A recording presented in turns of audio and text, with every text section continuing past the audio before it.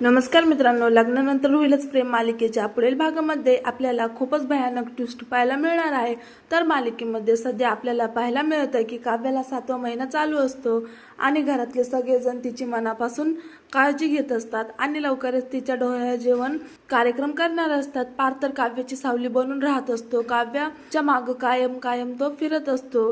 तर आता इकडे मात्र रम्याला नंदिनी आणि जीवाबद्दल काही ठोस पुरावे मिळत नसतात।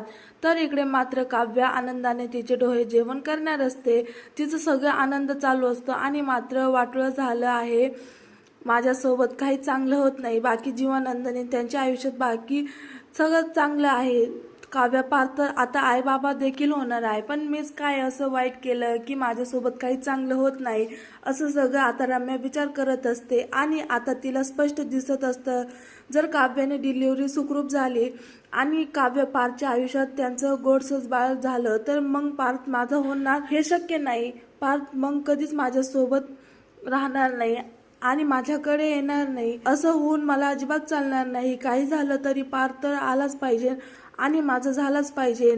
पार्थ, मी आणि आमचं बाळ हीच आमचं आयुष्य आहे। मला आमच्यामध्ये ही काव्य आणि तिचं बाळ अजिबात नकोय, असं आता रम्या म्हणत असते। तेव्हाच आता रम्या ठरवते की या डोहाळे जेवणाच्या दिवशी काव्य हे जगाची शेवटचा दिवस नक्कीच असणार आहे, कारण मी तिला अजून आनंदात नाही बघू शकत। असं म्हणत आता रम्या खूपच भयानक प्लॅन करते। ती आता निरागस बाळाचा देखील विचार करत नाही। डोहाळे जेवणाच्या दिवशी रम्या काव्याला एका ज्यूसमध्ये विष घालून देते आणि तो ग्लास ती नंदिनीच्या हातून काव्याला देते। हे सगळं तिने एकदम परफेक्टली घडून आणलेलं असतं, पण आता जर तो ग्लास काव्य पिला असता तर आणखीच तिचं बाळ तिथेच कायमचं जग सोडून गेलं असता। पण बाळाच्या नशिबाने आणि काव्याच्या कर्माने ते दोघेही विचारात वाचतात आणि नंतर नंदिनीच्या हातामधील तो ग्लास तो जीवाचा धक्का लागल्यामुळे खाली पडतो आणि काव्य आणि तसं तिचं बाळ सुखरूप असतात।